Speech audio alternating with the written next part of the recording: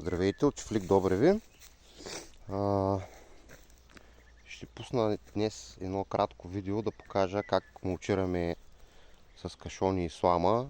Няколко пъти сме обяснявали, но сега вече можем да го покажем нагледно. Ето тук са редовете с краставичките. Още не съм опънал мрежи на всичките редове, само на крайните два.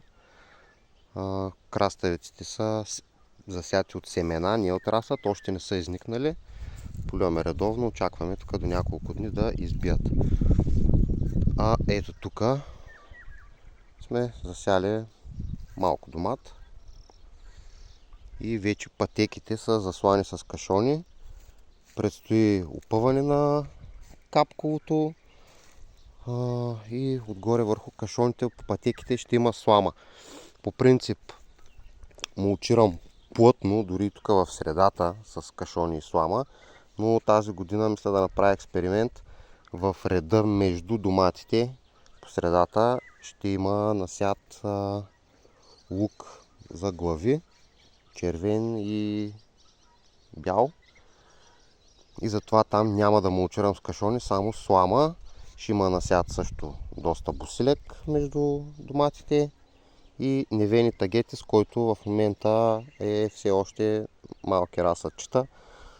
Трябва да пораснат още малко и когато тук всичко е готово, покрито с слама, пуснато е капковото, тогава ще насея и ще засадя всъщност невена и тагети са между растенията в реда, за да могат да се напояват и да растат.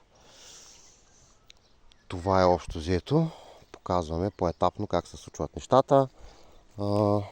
Ето с такива стари греди от покрива ще има надолу пусната конструкция. Тел, доматите ще са вързани по телта, няма да са на колчета. И съответно отгоре върху цялото нещо, включително върху краставиците и върху домата, ще има опъната засенчваща мрежа, която ще пази и от градушка. И нагоре там нещата с пипера още не са готови. Като стигнем до там, ще има още видеа. Това е за сега. Чао и успех!